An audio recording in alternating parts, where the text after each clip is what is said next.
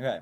Hello. You all know who I am. I'm here with Daniel. Do you want to tell everyone about who you are? Sure. So my name is Daniel, and I was born and raised in a settlement in the West Bank in a religious Zionist home where I spent the first 22 years of my life, after which I went down an almost decade-long journey of deprogramming my mind and my belief system and reconnecting to my humanity. And I've been sharing about that journey. That's wild. Let's start from the end when you're sharing about the journey. What is like the reactions? So like I can imagine. I know a lot of leftists. Like I've been a vitriolic leftist at times. I occasionally cosplay a vitriolic leftist online. But I think liberals might be overly accepting, where they're like, "Yeah, you're fine now," and then leftists might be a little under accepting, being like, "Evil, dirty colonizer, die." What are the type of responses you get from people when sharing the story? So from the Zionist side, it could be very, very violent. Yeah. Yeah, very, very violent speech. And honestly, these are kind of programs and things that I had heard my whole life, the kind of arguments that I get from Capo, Nazi, Judenrat. But my partner is also an Armenian Lebanese woman. And so a lot of the hate that I'll get will be, deviant, sexualizing the nature of the change. So a lot of hate, some go kill yourself, that Yeah. kind of stuff, tune it out. But I was actually a little bit more surprised that on the receiving end, it was less of a "you're amazing" and more of a very grounded reception in terms of people understanding the process that I went through and what it is to be received on the other end of that. Which for me, the whole journey here is how do we hold space for people that are going to need to go through this process, Yeah. knowing that they're going to be safe on the other side and that they're going to survive. And so I was met with humanity on the other side. Yeah, I think that's fascinating. I kind of want to set out that permission structure because I think there is like we all unequivocally condemn what Israel's doing and what the settlers are doing, etc. But I think this discussion is necessary to be had because so fundamental to that Zionist like propaganda network is that consistent threat that if you do anything other than extensive, consistent violence, you will be at the receiving end of that violence, right? Yeah, It is such absolutely. dehumanization of the people you label as enemies that it is dehumanizing yourself in their eyes. Yes. And I want to set out a very similar thing that we were talking about before, which is like Americans are in a very similar place. There is a lot of anti-American sentiment in the world right now. If you are an American, even if you voted right, even if you think you have the right politics, even if you think you said the right things, right? There are a lot of leftists in this world that will be meeting you the same way that you will meet Israelis. And that doesn't mean like unilaterally forgiving. That doesn't mean it's even your crimes or harms to forgive. But it does mean that when we're acting, right, you need a cognizant, effective political response. And it's good that people have had a similar cognizant, effective political response. Yeah, absolutely. And I guess one of the other categories are the people that are so far on the side of hate at this point that the hate kind of goes both ways, right? So there's no hope for the Zionists. And essentially I believe that those are people that fundamentally have been infected by the same virus, because the point here is to break cycles and not to perpetuate them. I will add, though, that the people on that side are a much, much smaller minority, right? The vast majority of people are accepting and holding space for this process. Yeah, yeah. Because I think the line I've always held is my models for such like truth and reconciliation are like the truth and reconciliation commissions. Like, following the fall of apartheid, people said similar thing about apartheid white people, and maybe you don't got to be friends with them. I think the people that are personally affected by, apartheid don't have to be friends with their former oppressors. Fine, Absolutely. But this idea that there is going to be like a genocidal campaign not only is not right, but it's also really important in this moment to undermine because of this whole concept of like Israel has spread this idea that if they fail in this project, they will be annihilated. And that's fundamental in justifying the violence of the Israeli expansions. And so you were in a settlement. Could you speak more on like how that ideology worked? What was like pushed into you that led to like, I don't know, living in what is an inherently very violent environment? Yeah, so it's really interesting because growing up, the settlement itself was very idyllic, beautiful suburban town. You can't really distinguish between this town or any other town in Israel proper. It's really just a continuation. It's only once you leave the settlement and you enter, the shared spaces that you start to encounter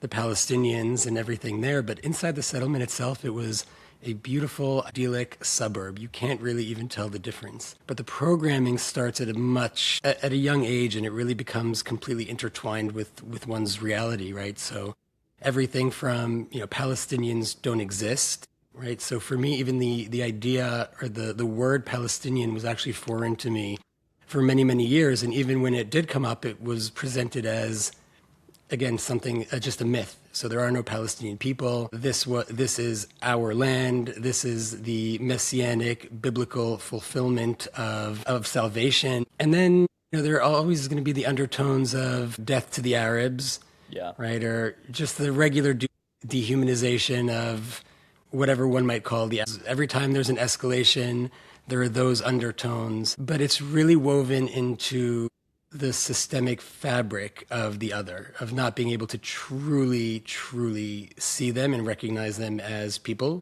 with rights, and their rights and their claims are subjugated to our rights and our claims. Yeah. And, everything from the way we study Torah in school, right? Again, the act of projecting onto the other and the other that wants to destroy us, and the myths of every single generation, they come upon us to destroy us, that we repeat every single Passover.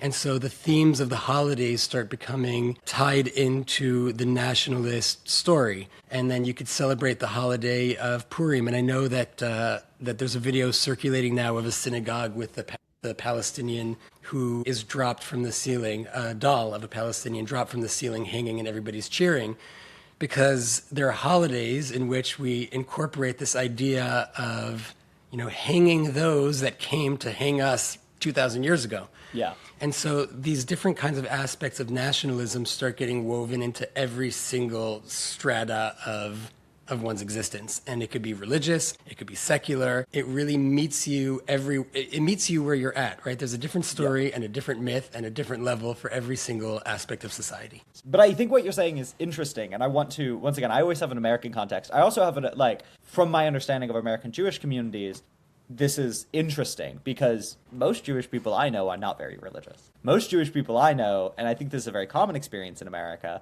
are much more in the community than they are in the belief set, right? Like the extent to which we have people that genuinely believe in the religious aspects of Judaism is quite small. That's my experience of it. It's not universal, but that is the common experience at some points in America.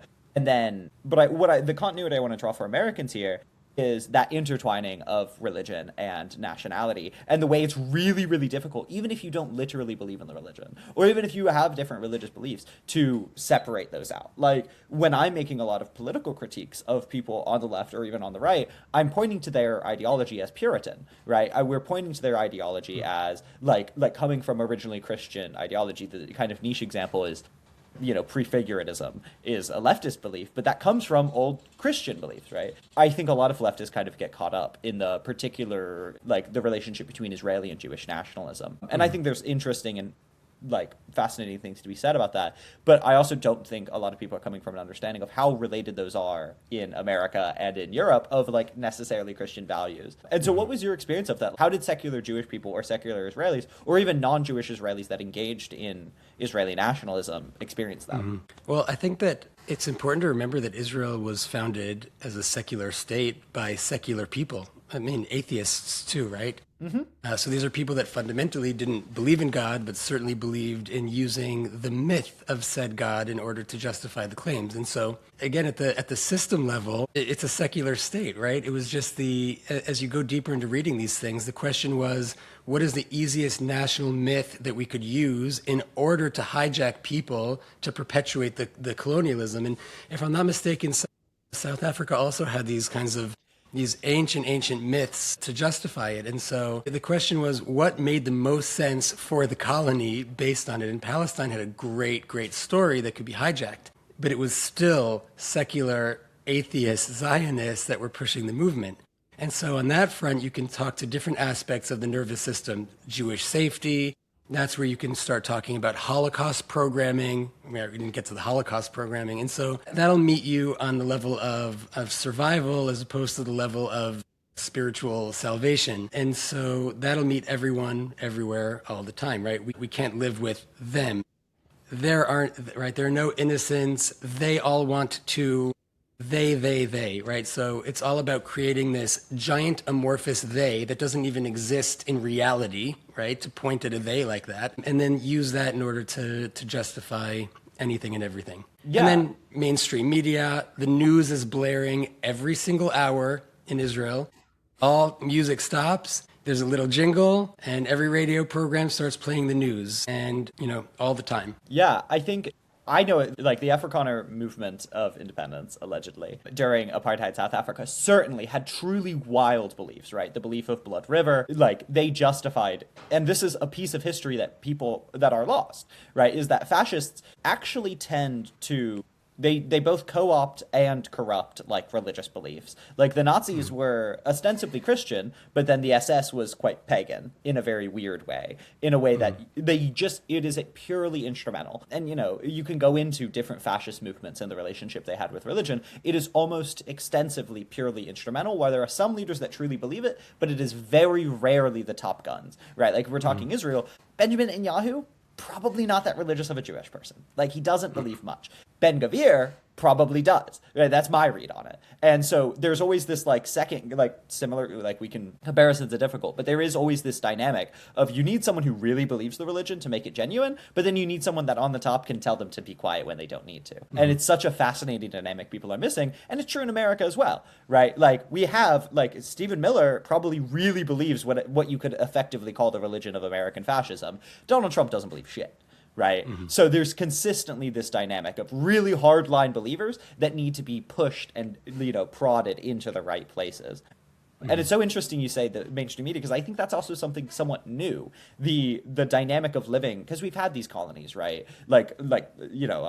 South Africa is similar to this. Rhodesia is always a striking example of this. But the role that mass media plays, and especially Americanized mass media plays in Israel, could you speak on that? That's such an interesting piece I've not really heard much about. About the mass media in Israel. Yeah. Yeah, I mean, in Israel, there is not much, there really isn't any dissent, right? What is the difference between right wing and left wing? And this is actually similar in the States too, right? Yeah. There isn't much. It's beautiful theater, and I think it was back in the last time I voted. It was like at the beginning of this process, and I think I had voted for Bibi, and then there was a second election and a third election, and I said, wait a second, this is ridiculous. This whole thing is a giant sham. But the way news plays a bigger role in Israel than it does in the States. And again, it starts with the hourly reports, and then it starts with the sitting down to watch the news at night. And Israel runs on this cycle of keeping people hooked to and addicted to fear, and also in fear, right? So at some point I realized that if there's no violence on the other side, Israel is manufacturing it. It was just very, very clear to me at some point. And so you would create these cycles of horrible terror to keep people's nervous systems wired all the time. You're always wired.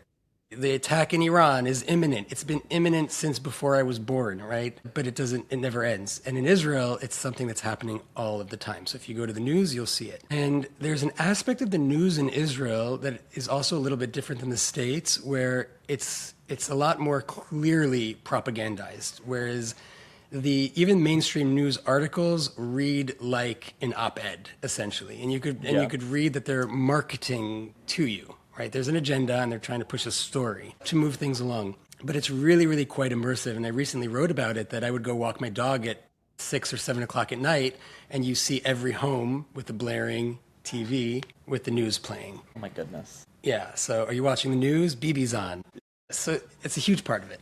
Yeah, and the famous quote about American and I guess Israeli politics is America's a one-party state as well, but in classic American extravagance, it's two. I forget who did that quote, but it is gorgeous. It was some fantastic leader. But it's accurate, which is there's this show of politics which is meant to keep us engaged. And we're seeing this type of amygdala hijack in America, I would argue, with the liberals, right? I would argue this is what they're doing with, everyone, the current Gavin Newsom discourse, right, is we're consistently so jacked, like incredibly like amygdala hijacked, like on cortisol, like we're moving, and we can't actually critically engage, right? It is a sin fundamentally to critique anyone that's seen as the hero, right? And this is what the liberals are doing with Trump, and it's what Trump's doing with China and Russia and Iran and really any brown person, right? It's a sin to even question the like holy leader, because doing so is siding with the enemy. And the only way to undermine that is to step away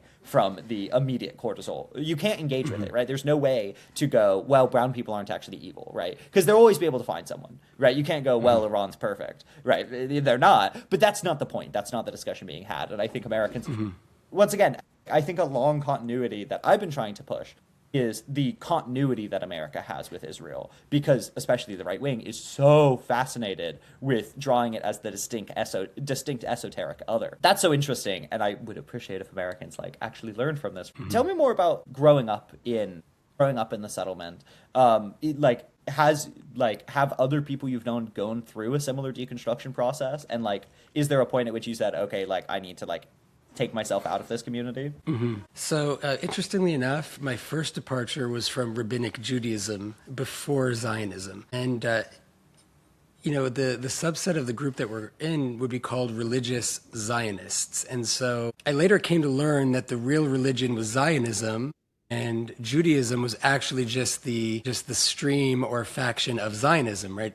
If you could have Christian Zionists, you could have Jewish Zionists, so the overarching religion is Zionism. And so for me, the departure actually started from a very young age. When I was 4 or 5 years old, I already started questioning Rabbinic Judaism because it just didn't make sense to me. The behaviors that were modeled, the inconsistencies, the ability to find loopholes was, for me, very questionable. And so I started literally hiding my true beliefs in order to conform, because if you didn't conform, there were severe, traumatic punishments from a child's perspective, right? You need to do the things. So my first departure was from Rabbinic Judaism, and long after I had left Rabbinic Judaism, I was still a Zionist. And, I still go back to my text messages from 2000 on where I was still gung-ho about Israel, berating my friends in America for not coming to Israel, right? How could you be a Jew? The things that I would say to them were horrible. A real Jew has to come to Israel. You're a lesser Jew if you're not. The real Jew is in Israel.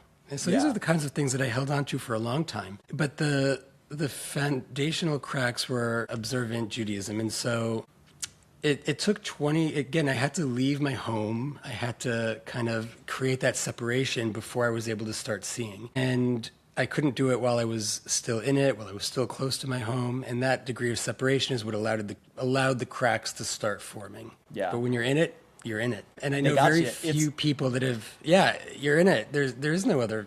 It's what you're born into, right? I can't blame and I can't judge, because all of the things that I see were behaviors that I had, right? So I understand that there's a journey that one has to go through, and a reckoning, and what things happen along the way that are very painful in order to be able to see. It's not easy to see. Yeah. You first have to recognize your own capacity for harm, your own capacity for heartbreak and for pain and grieving. You really have to go through all of these deep, painful processes of healing in order to be able to see this on the other side. Yeah.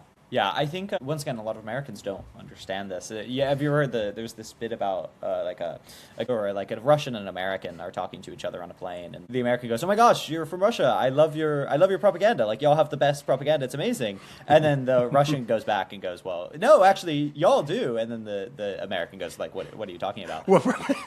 Exactly.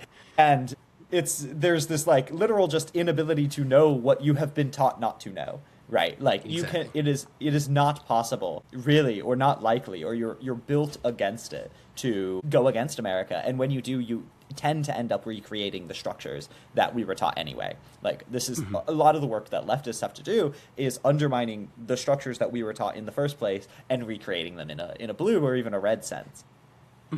It's also part of like breaking idealism, right?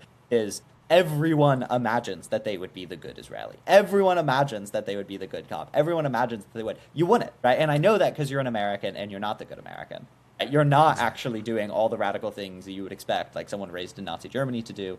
You're not. And that's the situation we're living in. And so that type of work is so fundamental. And now you've moved to America. And have you seen any continuities there? Like, I'm consistently making this continuity error, but you're reliving in a rise of fascist America.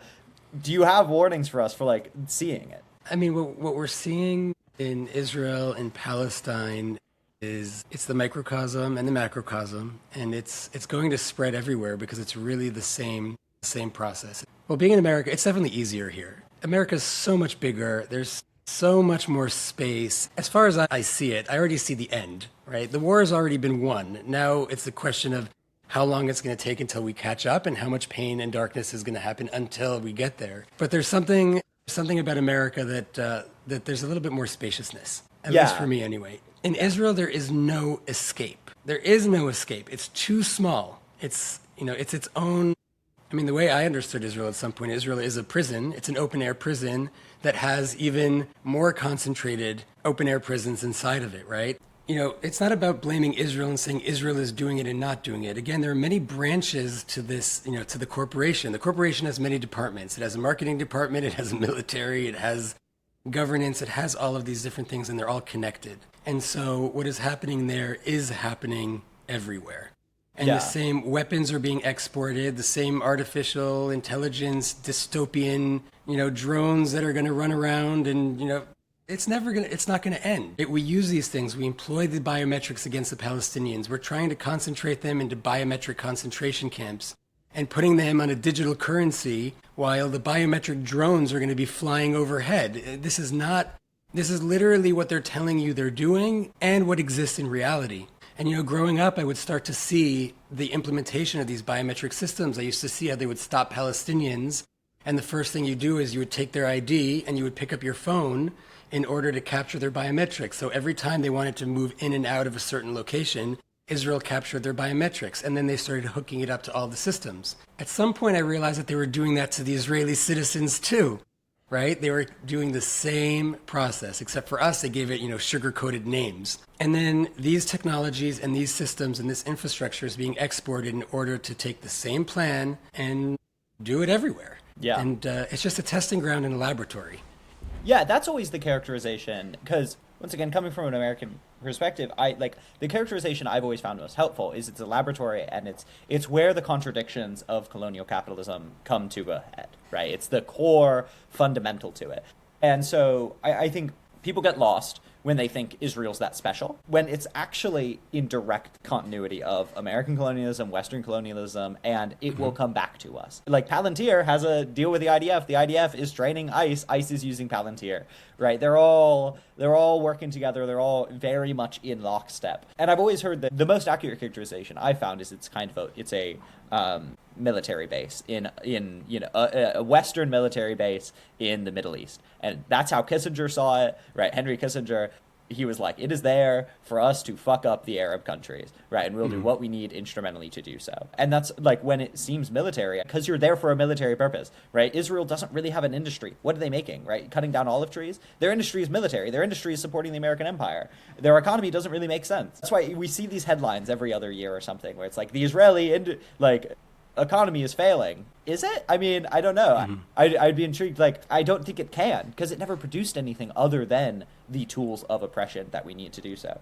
And just for clarity, I think Israel's yet another colonial project of the West, right? I don't think it's that special. But so if Israel fell, I think we would still have more battles to fight. And I think it would primarily be the fall of the American empire that has gone to. I think if Israel falls, whatever, we're going to have a weaker place in the Middle East, sure, but we still have Saudi Arabia, right? We still own the Hashemite kings in Jordan, right? We Israel and Saudi Arabia are, the two. It takes two to tango. We brought them down against the leader of Egypt, Nasser, and that's what took him down.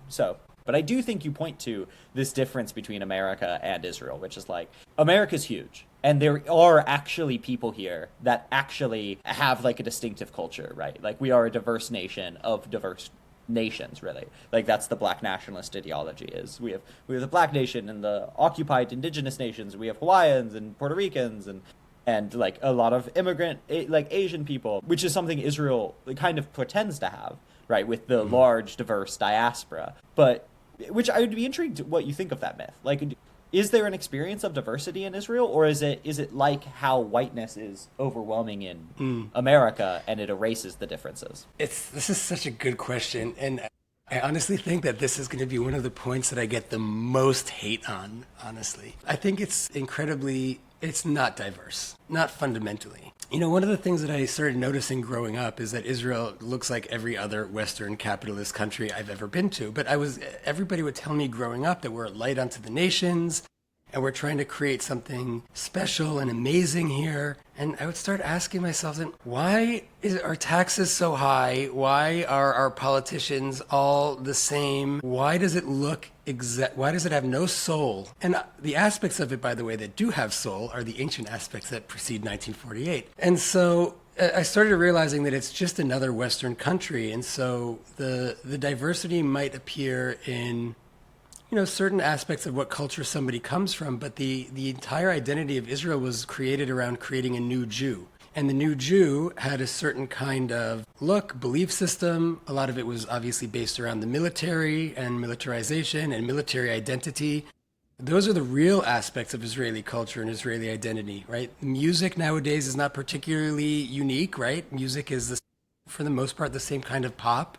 And if it has an Eastern flavor, it's still pop, right? At the higher level. And so, you know, you could see a lot of, do you see some different skin color? Perhaps, but the main through line of identity is the Israeli identity. And there's not a lot of diversity around that. Yeah. I think that's often what people describe the like American, like the overwhelming force of whiteness in America. The function is to erase all other cultures. And we can say there's this idealized American form, right, of the God-loving, freedom-loving patriot that is simultaneously a farmer and like a powerful businessman. Like there is this idealized form of the American. And when people achieve whiteness, right, this is the famous thing when Italians and Irish people achieved whiteness, it was through entering that class of people and conforming to that ideology and simmering down the cultural differences that they had in their original places while allowing America to co-opt and integrate certain portions of their, you know, it is like kind of how Israel's taken over falafel, right? Like we took over, you know, St. Patrick's Day. It's a rough metaphor, but like in the same way that like America did incorporate some of Irish and Italian culture while also erasing and unionizing this culture into greater American culture. I think that is a very Western approach. And I think... Yeah, it's a very interesting point. It's very interesting. Because what I would say is that if Israel didn't conform around the Israeli colonial identity, it would eat itself alive. Yeah. You can't have... Well, because you must have something by definition in opposition to Palestinians. Like, in the same way, Americans must define themselves in opposition to originally the natives, and then black and brown people, and then whatever the great enemy is, communists, right? Communists. And this is why, when I'm doing anti-Zionist work, I do centralize anti-Semitism and, like, undermining anti-Semitism, because I think a lot of the anti-communist work we did, America became a lot more anti-Semitic. Like, from, like, we were culturally very, like, anti-Semitic, but the characterization we use of communists is very much in line with European anti-communism and European fascism. And that's where that's coming from. So America has long defined itself in opposition, which is not something that's universal. I don't think people understand that other nations don't have that conception of themselves, right? They have different unifying characteristics, they have different efficacies, but it's not always we are one people in a very weird fascist sense. This is the colonial mindset because it's so fragmented that without this external cohesion, without the nervous system syncing around an external enemy, the hit would end. Yeah, it doesn't work. You'd have to face yourself, and that's where it gets messy. Yeah, you got to be a country actually, and do actually country things, like take care of the people that are actually there, not just the privileged, the privileged few. In America, it's white people. That's so interesting to see because I think Rhodesians did a similar thing. Like whiteness in Rhodesia is a very different concept than whiteness in America, right? Whiteness in South Africa, very different concept than whiteness in America, and yet they all serve a similar purpose. And that is like drawing the through line to what you previously said of Israel really being founded by a lot of atheists. Once again, I think a lot of anti-Semites are rife to point to that fact, right? They love characterizing both the highly religious and highly unreligious conspiratorial Jew, but it's actually just Theodor Herzl was a European colonizer, right? If you read Theodor Herzl's work, he was just a European colonizer, and he was very aware of this. Was there a presence of that understanding? Like, was there like people that understood what Theodor Herzl was aiming to do and understood themselves as settlers, or what's the relationship there? Very interesting point as well, because there's almost an aspect of apologetics for Herzl, because, you know, a lot of what's happening right now in Israel is certainly driven by religious zealots that, you know, there's enough of the population that the non-religious zealots can, you know, become the silent majority to allow this to happen. But in my circles, Herzl was very problematic, Yeah. very problematic, right? If this is the dude that founded the country, this is a problem. And so all of these theories and spiritual theories, so I grew up in the institutions that were based on, there's a lot of rabbinical theology that is basically shaped around Zionism that co-opts spiritual concepts in order to feed people Zionism. And that was one of the ways in which they created this apologetic system for Herzl, which is, how can we explain that somebody who was an atheist, who didn't believe in anything, had all of these horrible ideas, is actually the one that we are, we have the pictures of Herzl up with the flags, it looks a lot like Germany, but nobody can say it. Yeah. And so there were apologetic systems to explain how it is that it was okay that Herzl was this figure that is completely diametrically opposed to what a person of conscience would believe. Yeah.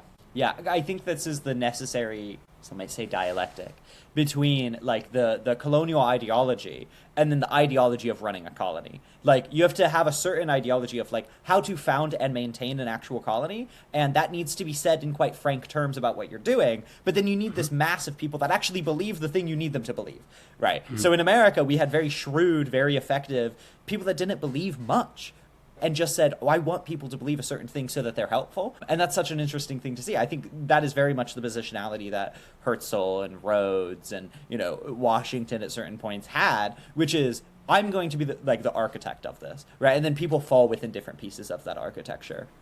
Mm-hmm. And it is very clear, like, a certain understanding of Judaism takes up that position in Israel, and a certain understanding of Christianity takes up that position. And they are in opposition, right? Like, Christian and Jewish Zionists disagree on things, obviously.